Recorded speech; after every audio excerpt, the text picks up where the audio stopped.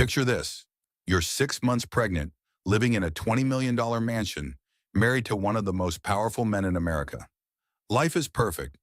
Then one morning, police officers are handcuffing you in your own driveway while cameras flash and your billionaire husband watches from the window, convinced you've stolen a $5 million family heirloom.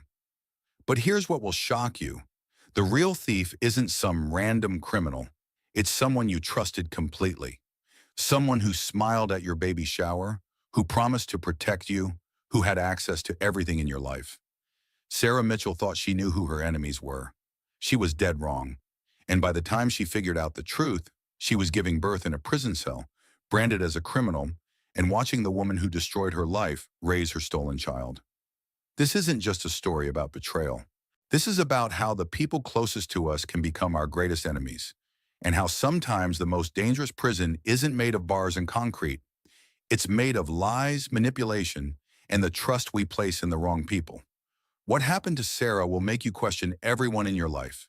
Because the truth is, the person planning your destruction might be sitting right next to you, wearing a smile. Sarah Mitchell screamed as another contraction ripped through her body. The prison infirmary was cold, sterile, nothing like the birthing suite she had planned. The fluorescent lights buzzed overhead as she gripped the metal bed rails. "My husband did this to me," she gasped between breaths, tears streaming down her face. The prison doctor barely looked up from his clipboard. To him, she was just another inmate having a baby, but Sarah Mitchell was no ordinary prisoner. 6 months earlier, she had been living in a $20 million mansion in Beverly Hills. She had been married to Marcus Blackstone, the tech billionaire, whose face graced magazine covers worldwide. She had been pregnant, happy, and completely unaware that her fairy tale was about to become a nightmare. The flashback began on a Tuesday morning in March. Sarah stood in the marble bathroom of their mansion, staring at the positive pregnancy test in her trembling hands. After 2 years of trying, it had finally happened. She was going to be a mother. Marcus had been in his home office, surrounded by multiple monitors displaying stock prices and business reports. When Sarah knocked on the heavy oak door, he barely looked up. "Marcus, I have news," she said, her voice barely containing her excitement. He glanced at her, then back at his screens. "Can it wait? The Tokyo markets are opening and I need to... I'm pregnant." The words hung in the air like a bell that couldn't be unrung. Marcus froze, his fingers hovering over his keyboard. Slowly, he turned in his chair, his dark eyes focusing on her with laser intensity. "You're sure?" he asked, his voice strangely flat. Sarah nodded, holding up the test. "I took 3 of them. We're going to have a baby, Marcus." What happened next should have been joy. Instead, Marcus stood up and walked to her with the same calculating expression he wore during hostile takeovers. He placed his hands on her shoulders, but his grip felt more possessive than loving. "This changes everything," he said. "We need to be more careful now, more secure." Sarah felt a chill run down her spine, but she pushed the feeling away. Marcus was just being protective. That was normal, right? Rich men had to worry about security threats, kidnapping attempts, extortion. She understood that. But over the following weeks, Marcus's protection became suffocating. He installed new cameras throughout their home, claiming they were for safety. He hired a personal security detail to accompany Sarah everywhere, even to her doctor appointments. Most concerning of all, he brought in Victoria Sterling. Victoria was everything Sarah wasn't. Tall, angular, with platinum blonde hair pulled back in a severe bun, she carried herself like a predator. A former FBI agent, she now headed Blackstone Industries' security division. But her presence in their home felt invasive, territorial. "For your safety, Mrs. Blackstone," Victoria said during their first meeting, her pale blue eyes scanning Sarah like a threat assessment. "Mr. Blackstone wants to ensure nothing happens to you or the baby." Sarah tried to smile. "I appreciate the concern, but isn't this a bit much? I'm just going to the grocery store." Victoria's lips curved in what might have been a smile. "You'd be surprised how dangerous grocery stores can be for someone in your position." That night, Sarah found Marcus in his study, poring over architectural plans for what looked like a panic room. "Marcus, we need to talk about Victoria," Sarah said, settling into the leather chair across from his desk. "What about her?" he asked without looking up. "She makes me uncomfortable. I feel like she's watching my every move." Marcus finally raised his eyes to meet hers. She's protecting you, protecting our child. I would think you'd be grateful. I am grateful, but nothing, Sarah. You don't understand the world I live in, the threats I face daily, the enemies who would love nothing more than to hurt what's mine. The word mine hit Sarah like a slap. Not ours. Not us. Mine. I'm not a possession, Marcus. His expression hardened. No, but you are my responsibility, and I take my responsibilities very seriously. That night, lying in their king-size bed, Sarah stared at the ceiling and wondered when her husband had become a stranger. The man who had courted her with poetry and surprise picnic lunches had been replaced by someone cold, calculating, and increasingly paranoid. She had met Marcus 3 years earlier at a journalism conference in San Francisco. She had been covering tech industry corruption for the Los Angeles Times, and he had been the keynote speaker. Afterward, he had approached her at the hotel bar. "You asked some tough questions in there?" he had said, sliding onto the bar stool beside her. "That's my job," she had replied, not impressed by his designer suit or confident demeanor. "I respect that. Most reporters just want sound bites. You want the truth." He had been right. Sarah Mitchell had built her career on uncovering the truth, no matter how uncomfortable it made powerful people. But somewhere along the way, she had stopped asking questions. Marriage to Marcus had been intoxicating at first. The wealth, the travel, the feeling of being chosen by one of the most powerful men in America. But power, Sarah was learning, could be a prison as much as poverty. As she felt the baby kick inside her, she made a silent promise. Whatever happened, she would protect her child. She would find a way to break free from this golden cage. She had no idea that her prison was about to become very real, very quickly. 3 weeks later, Marcus led Sarah through the mansion to a room she had never seen before. Behind a hidden panel in his study lay a climate-controlled vault that housed his most precious possessions. "I want to show you something," Marcus said, his voice carrying an unusual note of reverence. The vault door was 6 inches of solid steel, secured by both biometric scanners and a traditional combination lock. Inside, the walls were lined with display cases containing artifacts that belonged in museums. Civil War memorabilia, Native American pottery, and in the center case, the crown jewel of Marcus's collection, Abraham Lincoln's personal pocket watch. "It's beautiful," Sarah whispered, staring at the gold timepiece under its protective glass. The watch was inscribed with Lincoln's initials and dated 1861. "It's worth $5 million, Marcus said, but his tone suggested its value transcended money. "My father spent 20 years tracking it down. It was his dying wish that I continue the collection."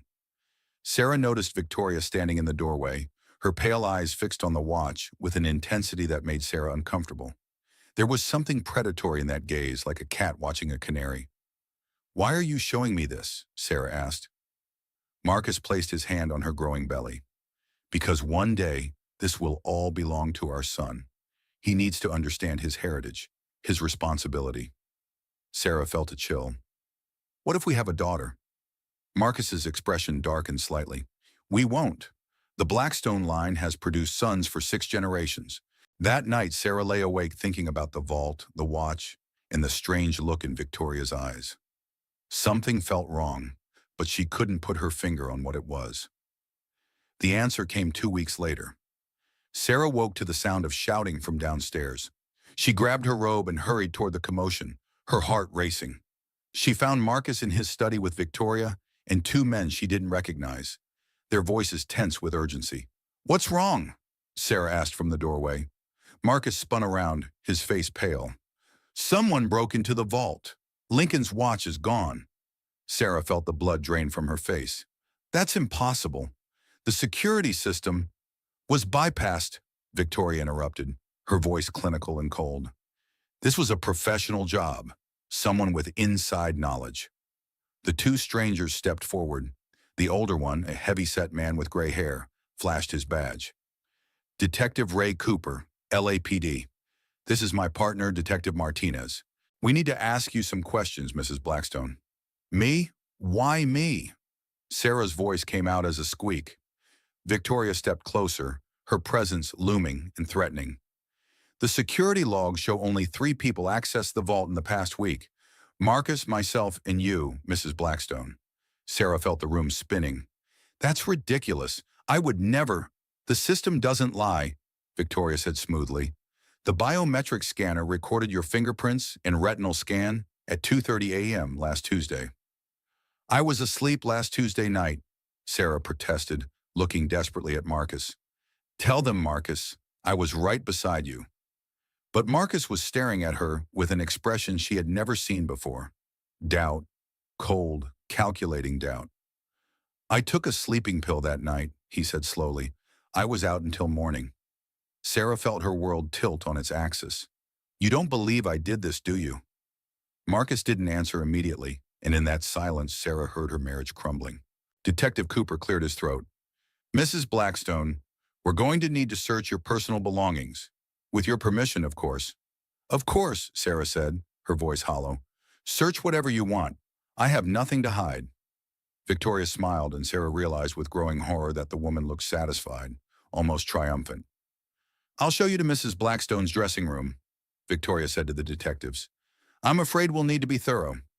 As they filed out of the study, Marcus remained behind, staring at the open vault. Sarah approached him cautiously. Marcus, you know I didn't do this. You know me. He turned to face her, and the man she had married was gone. In his place stood a stranger with cold, calculating eyes. Do I, Sarah? Do I really know you? The question hung in the air like a blade waiting to fall. And in that moment, Sarah realized that she was about to learn a terrible truth. Sometimes the people we trust most are the ones who destroy us. From upstairs came the sound of furniture being moved, drawers being opened, a life being dissected by strangers. Victoria's voice drifted down, professional and helpful, guiding the investigation. Sarah placed her hand on her belly and felt the baby kick, as if sensing her distress. She was 6 months pregnant, standing in a $20 million mansion, surrounded by everything money could buy. And she had never felt more alone in her life. The search took 4 hours. 4 hours of watching strangers rifle through her most personal belongings, while Marcus stood silent and Victoria supervised with barely concealed glee. Sarah sat on the living room couch, her hands folded protectively over her belly, as the sounds of her life being torn apart echoed from upstairs. Detective Cooper had been kind enough to bring her a glass of water, but Detective Martinez kept shooting her suspicious glances. Nothing yet, she heard Victoria call from the master bedroom. But let's be thorough. Check the bathroom, the walk-in closet. Sarah closed her eyes and tried to calm herself. This was all a terrible mistake. They would find nothing because there was nothing to find. She would be vindicated and life would return to normal. Marcus would apologize for doubting her, and they would move forward as a family. Mrs. Blackstone! Sarah opened her eyes to find Detective Cooper standing in front of her, his expression grim. Behind him, Detective Martinez held an evidence bag containing something that made Sarah's blood freeze in her veins. Lincoln's pocket watch. We found this hidden inside your prenatal vitamin bottle, Detective Cooper said, his voice carefully neutral. Can you explain how it got there? Sarah stared at the watch in the evidence bag, her mind refusing to process what she was seeing. That's impossible. I've never seen that before. I mean, I saw it in the vault, but I never touched it.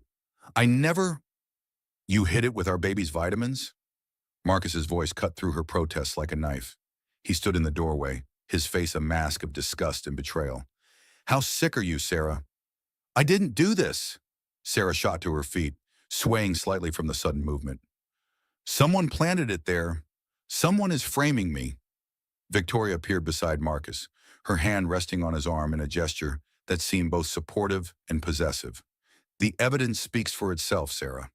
I'm sorry, but the facts are clear. Facts? Sarah's voice rose to near hysteria. The only fact here is that someone put that watch in my vitamins. Marcus, please, you have to believe me. I would never steal from you. I love you.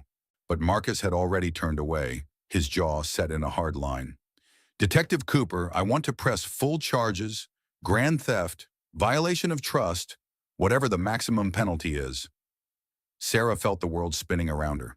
This couldn't be happening. She was 6 months pregnant. She was supposed to be planning nursery colors and picking out baby names, not staring at handcuffs in a police officer's hands. Sarah Mitchell Blackstone, You're under arrest for grand theft, Detective Cooper said, his voice gentle but implacable. You have the right to remain silent. The handcuffs were cold against her wrists. As Detective Cooper recited her rights, Sarah looked desperately around the room that had been her home for 2 years. The Persian rugs, the original artwork, the floor-to-ceiling windows overlooking the city, all of it felt like a movie set now, beautiful but fake. Marcus, please, she whispered as they led her toward the front door. Don't let them do this. I'm carrying your child. Marcus finally looked at her, and what she saw in his eyes was worse than anger. It was complete, utter disappointment. I don't know who you are, he said quietly. I don't think I ever did. The perp walk was a media circus. Someone had tipped off the paparazzi, and they were waiting in force as the police car pulled up to the mansion's front gate. Camera flashes exploded like fireworks as Sarah was led to the unmarked car, her hands cuffed behind her back, her pregnant belly prominent beneath her designer maternity dress. Sarah, did you steal from your husband? How much did you take? Are you a gold digger? The questions came like bullets, each one more painful than the last. Sarah kept her head down, trying to shield herself from the humiliation, but there was nowhere to hide. As the police car pulled away, Sarah caught a glimpse of Marcus standing at his study window, Victoria beside him. They were watching her leave, and neither of them looked sad. At the police station, the booking process was a nightmare of fingerprints, mugshots, and invasive questions. The female officer who processed her was professional but cold, treating her like any other criminal despite her obvious pregnancy and distress. Phone call, the officer said, leading Sarah to a bank of payphones in the hallway. Sarah's hands shook as she dialed the only number she could think of. Emma Rodriguez, her former journalism partner and best friend. Emma, it's Sarah. I'm in jail. What? Sarah, what are you talking about? Through tears and broken sentences, Sarah explained everything. The missing watch, the planted evidence, Marcus's betrayal. Emma listened without interruption, and when Sarah finished, there was a long pause. I'll be right there, Emma said finally. Don't say another word to anyone until I arrive with a lawyer. But even as Sarah hung up the phone, she knew it was too late. The damage was done. By morning, her mugshot would be on every news website and gossip blog in America. She would be famous for all the wrong reasons, the pregnant wife who stole from her billionaire husband. As the cell door clanged shut behind her, Sarah sank onto the narrow cot and finally let herself cry. She cried for the life she had lost, for the husband who had abandoned her, and for the child who would be born into a world that already saw his mother as a criminal. She had no idea that this was only the beginning. The real nightmare hadn't even started yet. Outside the jail, Marcus Blackstone was giving a press conference on the steps of Blackstone Industries headquarters. His statement was brief, his voice steady and controlled. I am heartbroken but resolved, he said into the microphone forest. Justice must be served, regardless of personal cost. My wife has betrayed not only me, but the trust of our unborn child. I will cooperate fully with law enforcement to ensure she faces the full consequences of her actions. Victoria stood behind him, her expression appropriately somber. But if anyone had looked closely, they might have noticed the slight smile playing at the corners of her mouth. The trap had been sprung perfectly. Sarah Mitchell Blackstone was exactly where Victoria wanted her. Powerless, discredited, and completely alone. 3 days later, Emma Rodriguez burst into the Los Angeles County Jail visitors room like a force of nature. Her dark hair was pulled back in a messy bun, her clothes wrinkled from sleeping in her car, and her brown eyes blazed with righteous fury. They can't do this to you, Emma declared, as she slammed a thick folder onto the metal table between them. I've been digging into the security system, and there are anomalies everywhere. Sarah looked up from her hands, hope flickering in her chest for the first time since her arrest. Emma had been her partner at the Los Angeles Times for 3 years, and if anyone could uncover the truth, it was her. What kind of anomalies? Sarah asked, leaning forward despite the heavy weight of her shackles. Emma opened the folder, revealing printouts of computer code, security logs, and technical diagrams. The biometric system that supposedly recorded your entry into the vault? It was accessed remotely 3 times in the week before the theft. Someone with high-level administrative privileges was in that system, Sarah. Who has that kind of access? According to the system documentation, only 3 people: Marcus, the head of IT, and Victoria Sterling. Sarah felt her heart rate spike. Victoria, she was the one who found the watch in my vitamins. She guided the entire search. Emma nodded grimly. And get this, I pulled her FBI personnel file through some old contacts. Victoria Sterling has a background in digital forensics and cybersecurity. She would know exactly how to manipulate a biometric system. For the first time in days, Sarah felt like she could breathe. This proves I was framed. We can take this to my lawyer. Emma's expression darkened. About that, your court-appointed attorney, David Chen, called me this morning. He's dropping your case. What? Why? He said he received a better offer from another client. But Sarah, I did some digging. Chen's practice was struggling financially, and suddenly this week, he paid off 3 months of back rent and bought a new car. Sarah felt the hope drain from her chest like water from a broken dam. Someone bought him off. That's what I think. But don't worry, I'm already working on getting you new representation. There's a firm in downtown LA that specializes in white-collar defense. They're expensive, but they're good. Before Sarah could respond, a guard appeared at the door. Time's up. As Emma gathered her papers, she leaned across the table and squeezed Sarah's hand. I'm going to prove your innocence. I promise you that. My new podcast, Truth Seekers, launches next week, and your case is going to be the first story. Watching Emma leave, Sarah felt a complex mix of gratitude and fear. Emma was brilliant and tenacious, but she was also going up against some of the most powerful people in Los Angeles. Sarah just prayed her friend wouldn't become another casualty in this nightmare. That night, Sarah lay on her narrow jail cot and tried to feel the baby moving inside her. At 6.5 months, the kicks were strong and frequent, but tonight, everything was still. She pressed her hands to her belly, willing her child to respond. Please be okay, she whispered into the darkness. Please hold on until Mommy can get us out of here. The next morning brought devastating news. Emma's promised lawyer had also withdrawn from the case, citing scheduling conflicts. The pattern was clear. Someone with serious money and influence was ensuring Sarah remained defenseless. But Emma wasn't giving up. She began investigating Victoria Sterling's background more deeply, and what she found was disturbing. Victoria had left the FBI under mysterious circumstances 5 years earlier. Her final case had involved financial fraud, and according to Emma's source, there had been questions about missing evidence. More importantly, Emma discovered that Victoria had been working for Marcus Blackstone for exactly 5 years, since immediately after leaving the FBI. It's too coincidental, Emma explained during their next visit. She leaves law enforcement under a cloud and immediately goes to work for one of the richest men in America. I think Victoria Sterling has been planning this for a long time. Sarah tried to process this information, but the stress and poor jail conditions were taking their toll. She was losing weight despite being pregnant, and the constant fear was affecting her ability to think clearly. There's something else, Emma continued, her voice dropping to a whisper.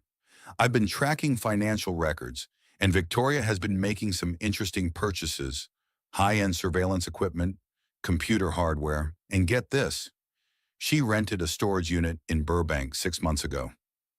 What's in the storage unit? I don't know yet, but I'm working on it. Sarah, I think Victoria has been planning to frame you since before your pregnancy was announced. This whole thing is a setup. As Emma spoke, Sarah became aware that they were being watched. At a table across the visitor's room, a woman with short blonde hair was pretending to read a magazine while clearly listening to their conversation. Emma, Sarah whispered, nodding slightly toward the woman, we're being monitored. Emma glanced over and swore under her breath. This is deeper than I thought. They're not just framing you. They're actively working to prevent your defense. The visit ended abruptly when the watching woman stood up and spoke quietly to a guard. Suddenly, Sarah was being led back to her cell while Emma was asked to leave immediately. That night, Sarah couldn't sleep. Every shadow in her cell seemed threatening, every sound in the hallway potentially dangerous. If Victoria was willing to monitor jail visits and buy off lawyers, what else was she capable of? The answer came 2 days later in the form of devastating news. Emma Rodriguez had been found dead in her apartment, apparently from a drug overdose. Sarah's scream echoed through the entire cell block.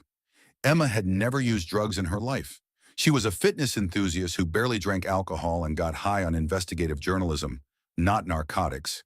Her death was as impossible as it was convenient for Sarah's enemies. The official story was that Emma had been struggling with prescription painkillers following a back injury. The police found enough oxycodone in her system to kill a horse, along with a suicide note confessing to depression over her failed career. Sarah knew it was all lies. Emma had been murdered to silence her investigation, and Sarah's last ally was gone. As she sat in her cell, staring at the concrete walls that seemed to be closing in around her, Sarah realized the full scope of what she was facing. This wasn't just about a stolen watch or a jealous employee. This was a carefully orchestrated conspiracy designed to destroy her life completely. Victoria Sterling hadn't just stolen a watch. She had stolen Sarah's freedom, her marriage, her reputation, and now her best friend's life. And Sarah was powerless to stop her. The baby kicked suddenly, hard enough to make Sarah gasp. She placed her hand on her belly and felt the tiny life struggling inside her.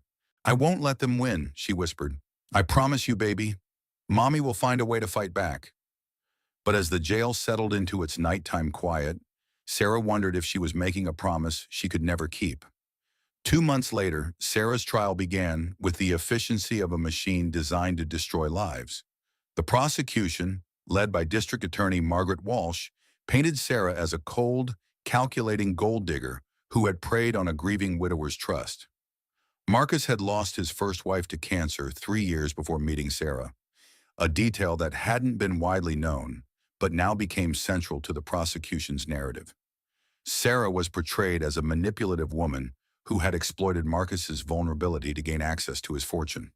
"Ladies and gentlemen of the jury," DA Walsh said during opening statements, "the defendant saw an opportunity and took it. She married a man still mourning his first wife, gained his trust, and when she became pregnant, she saw her chance to secure her future by stealing a priceless family heirloom." Sarah's new court-appointed lawyer, a tired-looking man named Robert Fletcher, seemed overwhelmed from the start. His opening statement was brief and unconvincing, focusing mainly on reasonable doubt, rather than presenting an alternative theory of the crime. The prosecution's case was devastating in its thoroughness. They presented the security footage showing Sarah entering the vault, the biometric data confirming her access, and the discovery of the watch in her prenatal vitamins. They called witnesses who testified about Sarah's modest background in student loan debt, painting her as someone with clear financial motive. But the most damaging testimony came from Victoria Sterling herself. Victoria took the stand wearing a conservative navy suit, her blonde hair perfectly styled, her manner professional and credible. She spoke about her FBI background, her role in Blackstone Industries security, and her reluctance to believe that Sarah could be capable of such betrayal. "I like Mrs. Blackstone," Victoria testified, her voice carrying just the right note of sadness. "I wanted to be wrong about her, but the evidence was overwhelming." Under cross-examination, Fletcher failed to land any meaningful blows. Victoria smoothly deflected questions about the security system's vulnerabilities and her own access to the vault. When Fletcher suggested that someone else could have planted the watch, Victoria's response was devastating. "Mr. Fletcher, I've spent 15 years in law enforcement and private security. I know how to follow evidence wherever it leads. The evidence in this case leads directly to your client." Sarah watched the jury during Victoria's testimony and saw her future in their faces. They believed every word the polished former FBI agent said. To them, Victoria was credible authority, while Sarah was just another criminal trying to avoid responsibility. The trial lasted 6 days. Sarah's defense was minimal. Fletcher called no expert witnesses to challenge the digital evidence, presented no alternative theories, and seemed more interested in plea bargaining than fighting for his client's innocence. When the guilty verdict came back, Sarah felt something inside her break permanently. As the judge sentenced her to 7 years in state prison, she placed both hands on her belly and whispered an apology to her unborn child. "I'm sorry, baby. Mommy tried." Central California Women's Facility was everything Sarah's nightmares had warned her it would be. The intake process was dehumanizing. Stripped, searched, issued shapeless gray uniforms, and assigned to a cell that was smaller than her former walk-in closet. Her cellmate was a woman named Rosa Martinez, serving 15 years for armed robbery. Rosa was tough, streetwise and initially suspicious of the rich girl who had been sent to share her space. "You the one married to that tech guy?" Rosa asked on Sarah's first night, studying her from the opposite bunk. Sarah nodded, too exhausted and heartbroken to pretend otherwise. "Heard you stole from him. That true?" "No," Sarah said simply. "Someone framed me." Rosa snorted.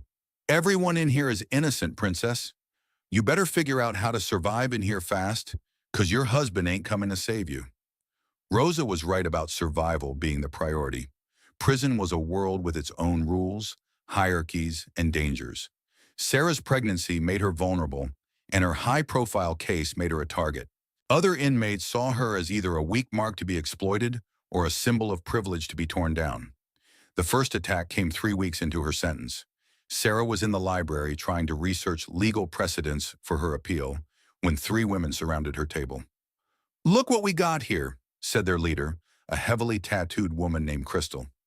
"The baby thief." "I didn't steal anything," Sarah said quietly, not looking up from her book. Crystal slammed her hand down on the table. "You calling the court wrong? You saying you better than the rest of us?" Before Sarah could respond, Crystal grabbed her hair and yanked her head back. "Time you learned some respect." What happened next was a blur of violence and terror. Sarah curled into a ball, trying to protect her belly as kicks and punches rained down on her back and shoulders. She could hear other inmates shouting, guards blowing whistles, the thunder of running feet. Then suddenly the attack stopped. "Back off!" a voice roared. "All of you, get back!" Sarah looked up through swollen eyes to see a large African-American woman standing over her, her presence alone enough to scatter the attackers. This was Maria Washington, a lifer who commanded respect throughout the prison. "You okay?" Maria asked, helping Sarah to her feet. Sarah nodded, though she was anything but okay. Her ribs ached, her face was bruised, and she was terrified for her baby. "Why did you help me?" Sarah asked. Maria studied her for a moment. "I got kids on the outside, grandkids too. Maybe you did what they say you did. Maybe you didn't. But that baby you carrying ain't done nothing wrong." From that day forward, Maria became Sarah's protector and teacher. She explained the unwritten rules of prison survival. Keep your head down, don't make enemies, find allies where you can, and never show weakness. "You gotta be smart in here," Maria explained during one of their conversations in the prison yard. "You ain't tough enough to fight your way through 7 years, so you gotta think your way through." But Sarah's thinking was increasingly clouded by the stress and poor conditions of prison life. The food was barely edible, the medical care minimal, and the constant fear was wearing her down physically and mentally. At 8 months pregnant, the inevitable happened. Sarah woke one morning to intense cramping and the feeling of fluid between her legs. Rosa took one look at her and started shouting for the guards. "Medical emergency! We need medical right now!" The trip to the prison infirmary was a nightmare of pain and terror. Sarah was in active labor, but something was wrong. The baby was coming too early, and the prison medical staff seemed unprepared for complications. "Please," Sarah begged the prison doctor, a tired-looking man who seemed more interested in his clipboard than her emergency.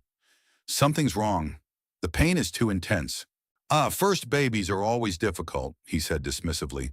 "You'll be fine." But Sarah wasn't fine. Hours passed in agony as her labor progressed without proper pain management or monitoring. The prison infirmary was understaffed and under-equipped for obstetric emergencies. When her son was finally born, he was small, blue, and not breathing. Sarah's screams echoed through the prison as medical staff worked frantically to resuscitate her baby. For 10 minutes, the longest 10 minutes of her life, she didn't know if her child would live or die. When the baby finally drew his first breath, Sarah broke down completely. All the stress, fear, and trauma of the past months poured out of her in gasping sobs. Her son weighed only 4 pounds, born 6 weeks premature due to the stress of her imprisonment. He would need to be transferred to a real hospital's NICU, which meant Sarah would be separated from him immediately. As they prepared to take her baby away, Sarah held him for the first and last time in weeks. He was so small, so fragile, with Marcus's dark hair and her own stubborn chin. "I'm sorry," she whispered to her son. "I'm so sorry this happened to you." The baby was taken to Los Angeles Children's Hospital, while Sarah was returned to her cell to recover alone. She was allowed to pump breast milk that would be transported to the hospital, but she couldn't hold her son, couldn't comfort him, couldn't be the mother he needed. 3 weeks later, the final blow came in the form of legal papers delivered by a prison guard. Marcus was filing for divorce and seeking full custody of their son, who had been named Marcus Jr. without Sarah's input. The petition painted Sarah as an unfit mother whose criminal actions had endangered their child. It requested that her parental rights be terminated completely. Sarah sat on her prison cot, holding the papers in her shaking hands, and realized that Victoria Sterling had accomplished something beyond mere theft. She had stolen Sarah's entire life, her freedom, her marriage, her reputation, and now her child. Outside her cell window, she could see other inmates in the prison yard, some playing basketball, others just walking in circles. They seemed to accept their fate, but Sarah wouldn't. Her son was out there somewhere, growing up without her, and Sarah refused to let Victoria Sterling's lies define the rest of their lives. She began to plan. 6 months after giving birth in prison, Sarah sat in the visiting room, staring at divorce papers while her court-appointed family attorney explained the hopelessness of her situation. "Mrs. Blackstone, I have to be honest with you," said the lawyer, a well-meaning woman named Janet Morrison, who was clearly overwhelmed by the complexity of Sarah's case. "Your husband has unlimited resources and you're a convicted felon. The courts will almost certainly award him full custody." Sarah's hands trembled as she held the photographs Marcus's attorneys had submitted as evidence. Pictures of her son, Marcus Jr., showed a healthy, happy baby being held by Marcus and Victoria. In the photos, Victoria looked like a perfect mother figure, her blonde hair soft around her shoulders, her smile warm and natural. "He's calling her mommy," Janet continued gently. "Your son doesn't remember you, Sarah. He was only with you for a few hours after birth." Each word was a knife to Sarah's heart. She studied the photographs, memorizing every detail of her child's face. He had grown so much in 6 months, and she had missed everything. His first smile, his first laugh, probably his first attempts to crawl. "What about visitation rights?" Sarah asked, though she already knew the answer from Janet's expression. "Given your conviction and the nature of the crime, the court is unlikely to grant meaningful visitation. Maybe supervised visits once you're released, but that's still over 6 years away." Sarah set down the photographs and stared at her hands. In the early days of her imprisonment, she had clung to the hope that somehow the truth would emerge, that someone would discover Victoria's deception. But months had passed with no revelation, no dramatic courtroom reversal, no vindication. The reality was simple and brutal. Victoria Sterling had won completely. That night, Sarah lay on her narrow cot listening to Rosa snore in the bunk below. Through the small window, she could see stars barely visible through the prison's floodlights. Somewhere under those same stars, her son was sleeping in a nursery she had never seen, being comforted by a woman who had destroyed his real mother's life. The thought of Victoria reading bedtime stories to Marcus Jr., Anu of Victoria being there for his first words and first steps, was unbearable. Sarah felt something inside her chest crack open, releasing all the despair she had been holding back. She began to cry, and once she started, she couldn't stop. Her sobs woke Rosa, who climbed up to Sarah's bunk without saying a word. The tough woman who had initially treated Sarah with suspicion now wrapped her arms around her cellmate and let her cry. "They're gonna take my baby permanently," Sarah whispered through her tears. "He won't even remember me." Rosa held her tighter. "Hey, listen to me. You can't give up. Kids need their real mothers, even if they don't know it yet." But Sarah felt hollowed out, emptied of everything that had once made her fight. The woman who had once been an investigative journalist, who had built her career on exposing corruption and seeking truth, felt completely powerless. The next morning brought another devastating blow. During breakfast, Sarah overheard 2 other inmates discussing a news story they had seen on television. "That tech billionaire got married again," one of them said. "Real fancy wedding in Malibu. His new wife is some former FBI agent or something." Sarah's spoon clattered to the floor. She felt the blood drain from her face as the implication hit her. Marcus and Victoria had married, making Victoria legally Marcus Jr.'s stepmother. The woman who had framed Sarah was now raising her child. Sarah excused herself from breakfast and ran to the bathroom, where she vomited until there was nothing left in her stomach. When she looked up, Maria Washington was standing in the doorway. "Heard about the wedding," Maria said simply. Sarah nodded, unable to speak. "You gonna let her win?" The question hit Sarah like a slap. She looked up at Maria, this woman who had become her unexpected guardian angel. "What choice do I have? She's got everything. My husband, my child, my freedom. She's won." Maria crossed her arms and fixed Sarah with a stern look. "You know what your problem is? You thinking like a victim instead of like a survivor. That woman may have taken your life, but she ain't taken your brain." "My brain isn't going to get me out of here, Maria." "Maybe not, but it might help you figure out how to get your son back eventually. You was a reporter, right? You know how to investigate, how to find truth. Maybe it's time you started using those skills." That afternoon, Sarah sat in the prison library with a legal pad, trying to organize her thoughts. Maria was right. She had been thinking like a victim instead of like the investigative journalist she had once been. She began to list everything she knew about Victoria Sterling and the night the watch was stolen. For the first time in months, Sarah felt a spark of her old self returning. She might be trapped in prison, but her mind was still free. And if Victoria had framed her, there had to be evidence of the deception somewhere. She began with what she remembered about the security system. Marcus had always been paranoid about digital security, constantly updating and upgrading their home's defenses. But every system had vulnerabilities, and Victoria would have needed to exploit them to plant the fake evidence. Sarah wrote down everything she could remember about the timeline. When she had supposedly entered the vault according to the biometric records, what she had actually been doing that night, who had access to the security system, and how the watch had been discovered. As she worked, a memory surfaced that made her pause. The night before the watch was discovered, she had taken a sleeping pill because of pregnancy insomnia. She remembered Marcus taking one too, saying he had an important call with Tokyo investors early the next morning. But if Marcus had taken a sleeping pill, how could he have been awake for a call with Tokyo? The time difference meant the call would have been in the middle of the night, California time. Sarah wrote down this discrepancy, along with several others she was beginning to remember.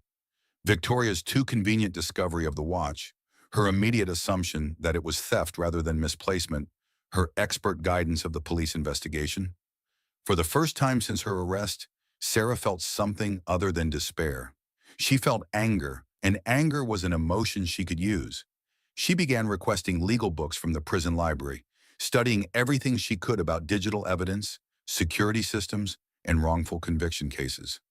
If Victoria thought she had destroyed Sarah Mitchell completely, she was about to learn that Sarah Mitchell Blackstone was far from finished. Rosa noticed the change immediately. "You look different," she observed one evening as Sarah pored over case law. "I feel different," Sarah admitted. "I'm done being a victim." "About time," Rosa said with approval. "Prison ain't no place for victims." Sarah looked up from her books and met Rosa's eyes. "I'm going to prove my innocence. And when I do, Victoria Sterling is going to pay for what she's done to me and my son." It was a bold statement from a woman serving 7 years for grand theft.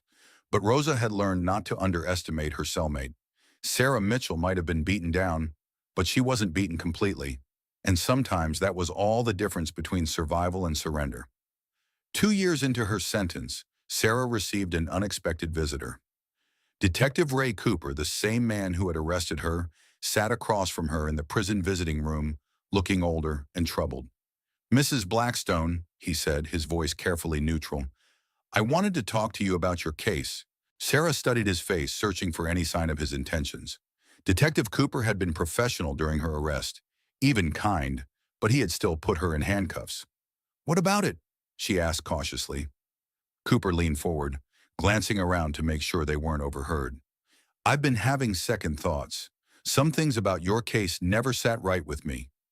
Sarah felt her heart begin to race, but she forced herself to remain calm.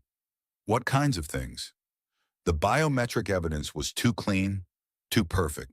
In 20 years of police work, I've never seen a case where every piece of evidence pointed in exactly the same direction without any contradictions. Cooper opened a manila folder and slid several photographs across the table. "I had a computer expert take a fresh look at the security footage. There are anomalies in the digital signature that suggest the files may have been altered. Sarah stared at the technical analysis, hardly daring to believe what she was seeing. You think the footage was faked? I think it's possible. And if it was, that means someone with serious technical expertise framed you. Cooper met her eyes. Someone like Victoria Sterling. For the first time in 2 years, Sarah felt hope stirring in her chest. What can we do about it? Cooper's expression grew grim. That's the problem. I took my concerns to my captain in the district attorney's office. They told me the case was closed and I should focus on new investigations. They don't want to hear it? Mrs. Blackstone, your husband is one of the most powerful men in California. His new wife is a former federal agent with connections throughout law enforcement. Nobody wants to suggest that they might have been wrong about your guilt. Sarah felt the familiar crushing weight of powerlessness descending on her again. Even with a detective on her side, the system seemed determined to keep her buried. But, Cooper continued, I'm retiring in 6 months. After that, I'll have more freedom to look into things that interest me. He stood to leave, then turned back. Your friend Emma Rodriguez was a good reporter. Before she died, she had started asking some very interesting questions about Victoria Sterling's background. Sarah's breath caught. What kind of questions? The kind that got her killed, Cooper said quietly. Be careful, Mrs. Blackstone. Whatever you're up against, it's bigger and more dangerous than you know. After Cooper left, Sarah sat alone in the visiting room, processing what she had learned. Someone in law enforcement believed her story, but even he was afraid to act on it while he was still active duty. She thought about Emma, whose death had been ruled a drug overdose despite her friend's clean lifestyle. If Cooper was right, Emma had been murdered for getting too close to the truth about Victoria Sterling. That night, Sarah lay awake thinking about her son, now 2 years old and walking and talking. In the latest photographs Marcus's lawyers had provided, Marcus Jr. looked happy and healthy, playing in a beautiful backyard with a golden retriever puppy. Victoria was in several of the photos, looking every inch the devoted mother. She had cut her hair shorter, softened her appearance, and seemed to have completely transformed herself from the cold, calculating woman Sarah remembered. But Sarah knew the truth. Victoria Sterling was a killer who had stolen a life and destroyed a family to get what she wanted, and somehow Sarah was going to prove it. The next day, she was surprised to receive another visitor. A young woman with red hair and freckles introduced herself as Amanda Foster, a journalist with the Los Angeles Weekly. I've been investigating wrongful conviction cases, Amanda explained, and yours caught my attention. I knew Emma Rodriguez. She was my mentor when I was starting out. Before she died, she told me she was working on something big involving a tech billionaire's wife. Sarah felt goosebumps rise on her arms. Emma never mentioned working on my case. She was being careful, too careful, as it turned out. Amanda leaned forward. Mrs. Blackstone, I think Emma was murdered because she discovered something about Victoria Sterling that someone didn't want revealed. What kind of something? Amanda glanced around the visiting room nervously.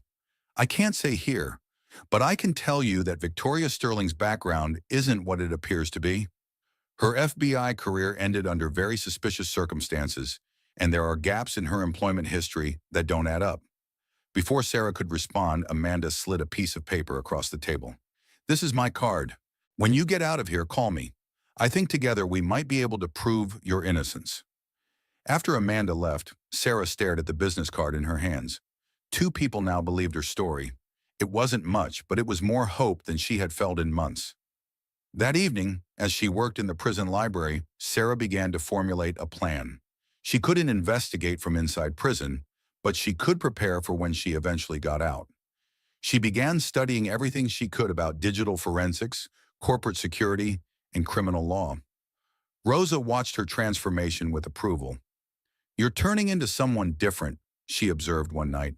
Harder, smarter. I have to, Sarah replied. My son needs me to be strong enough to fight for him. What you gonna do when you get out? Sarah looked up from her legal books. I'm going to destroy the woman who destroyed my life, and I'm going to get my son back. It was a bold declaration from a woman still facing 5 more years in prison.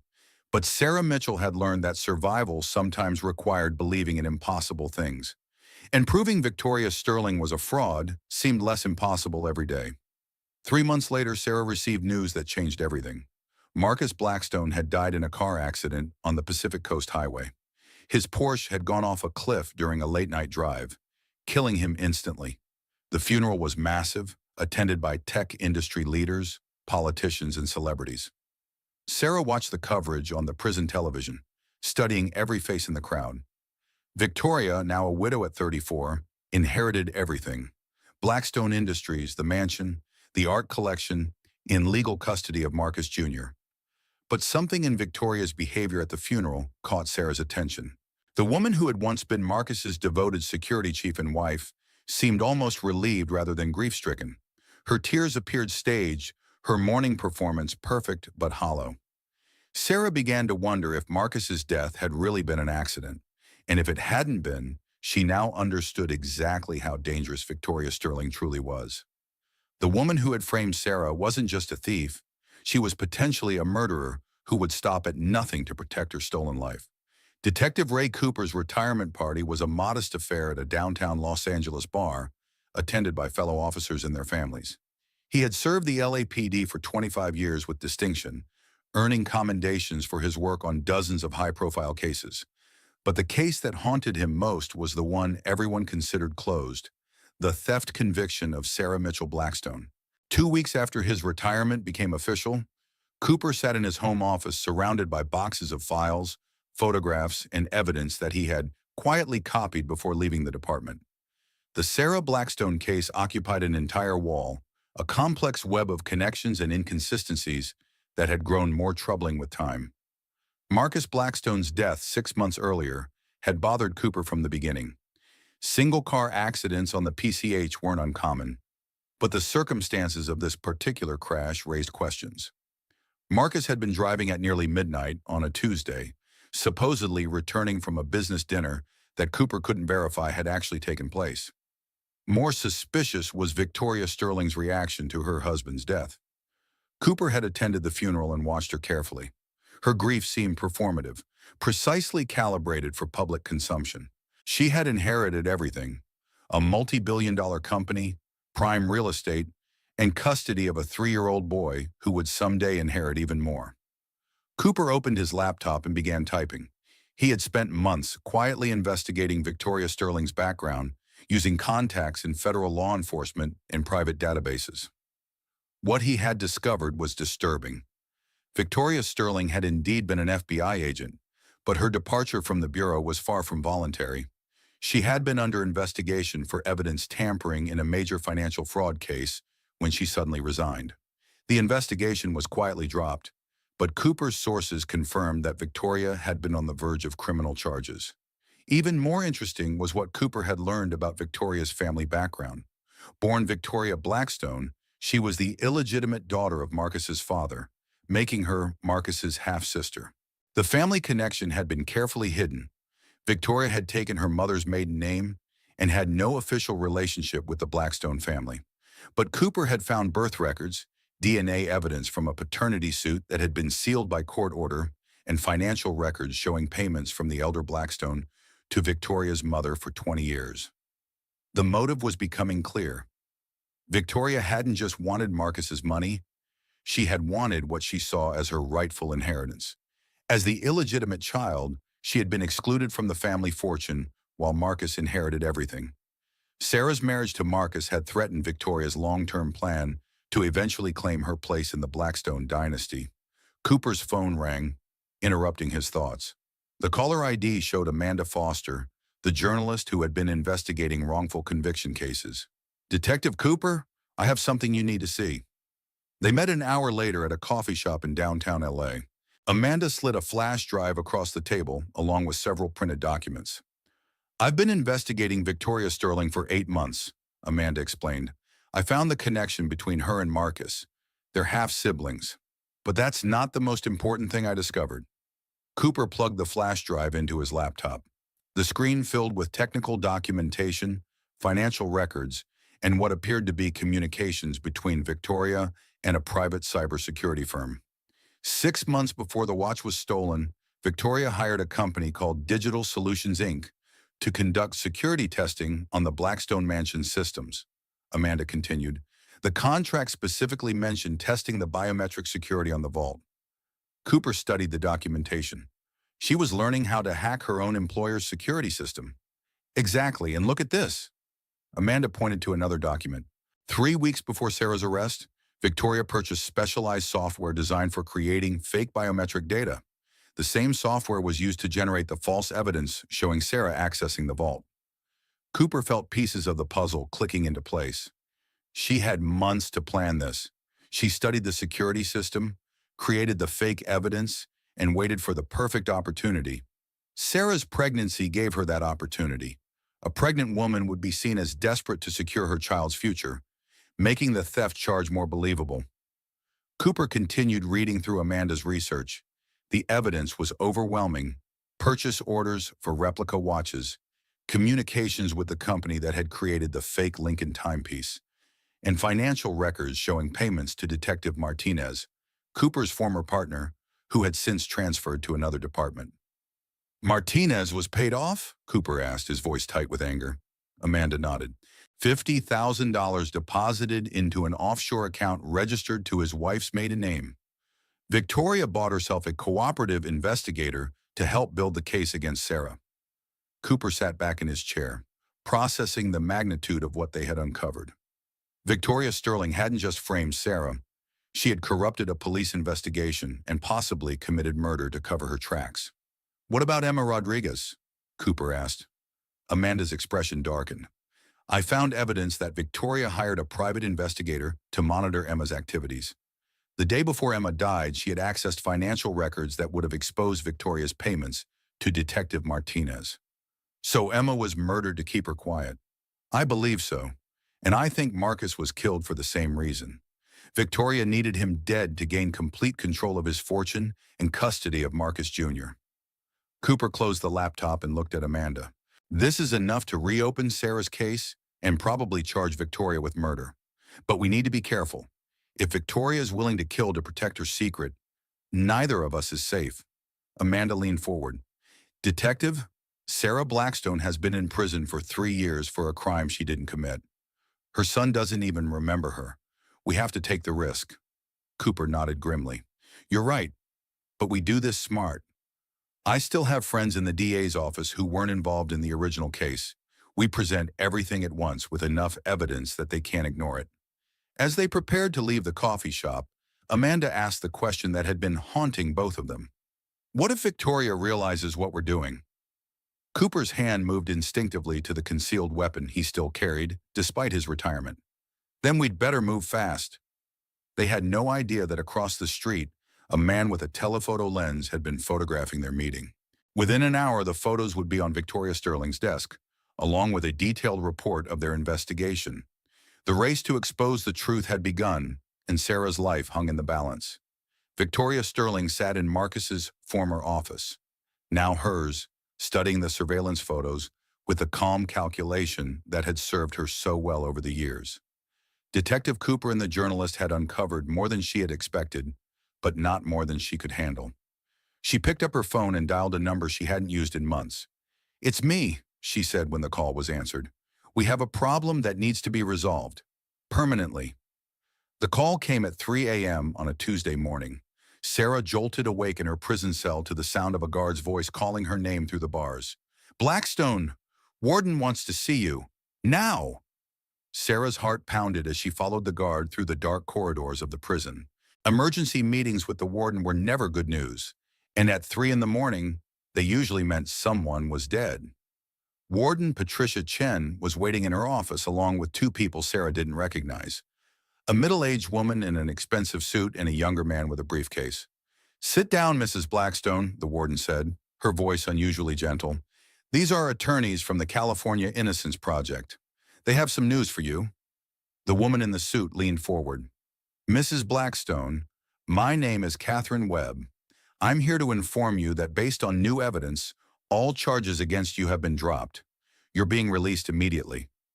Sarah stared at her, unable to process the words. What do you mean, released?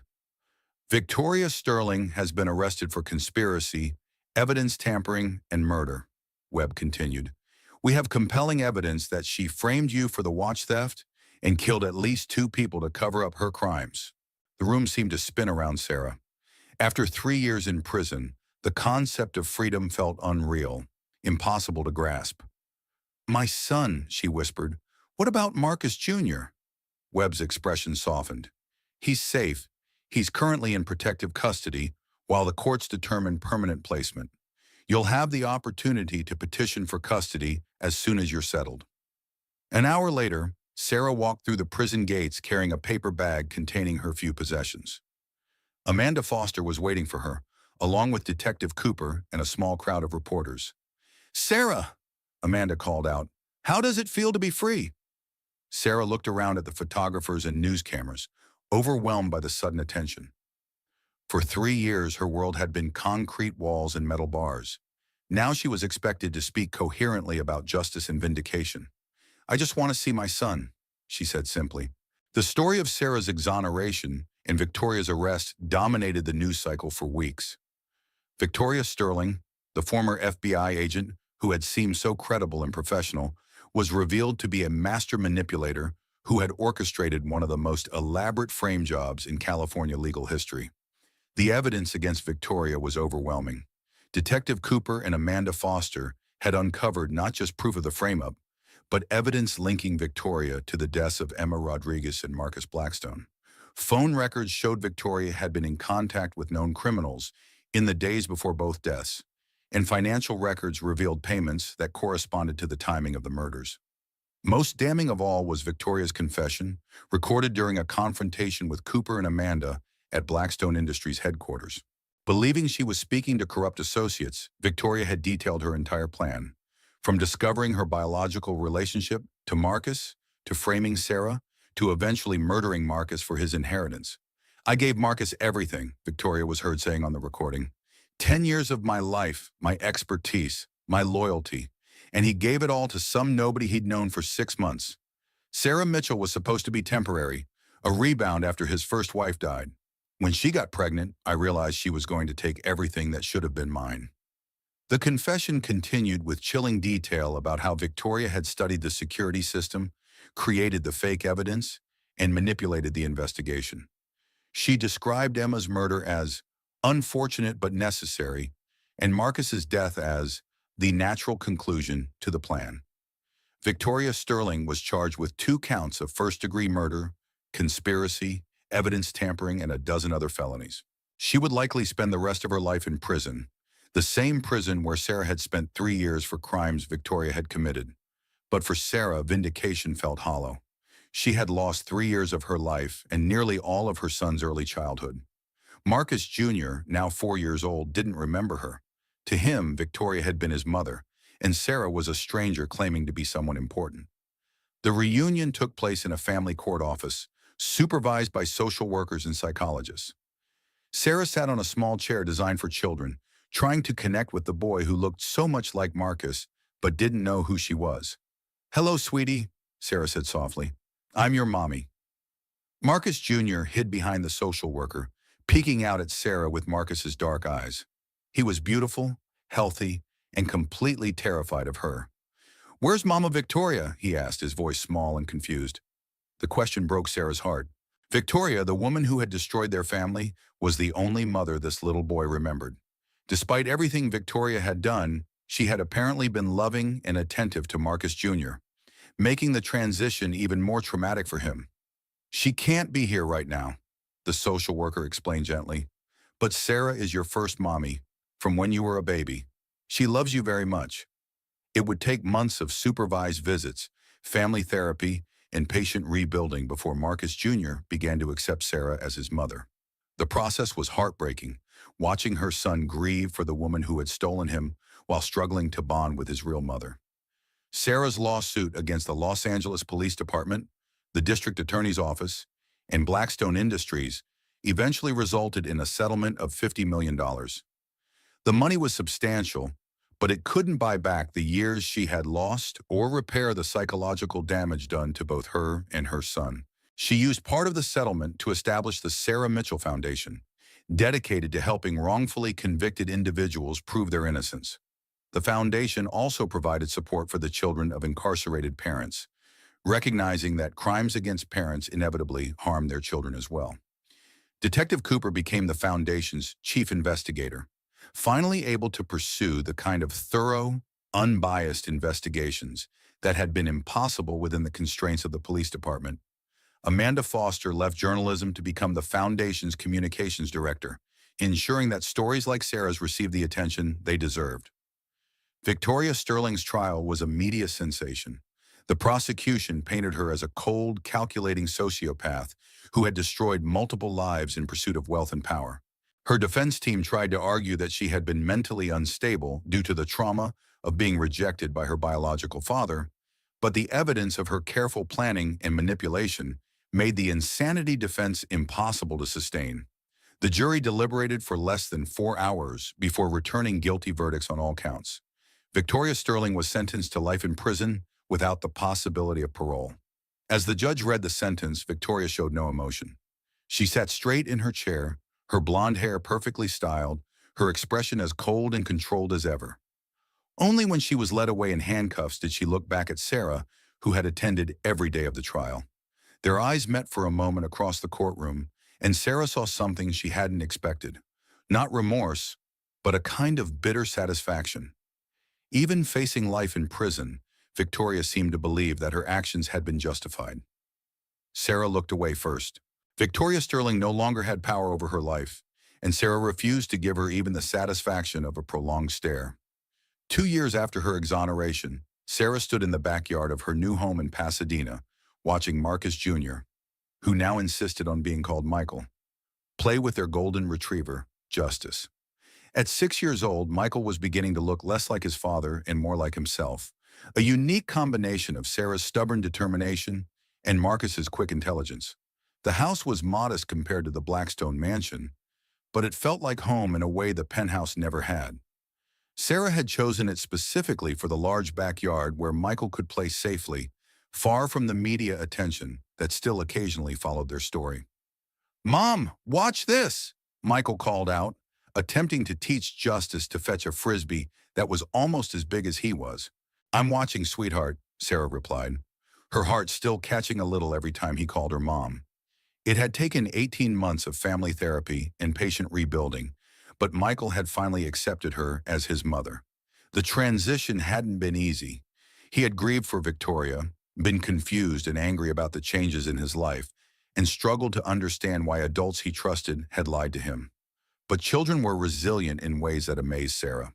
With the help of skilled therapists and a lot of love, Michael had begun to heal from the trauma of his early childhood.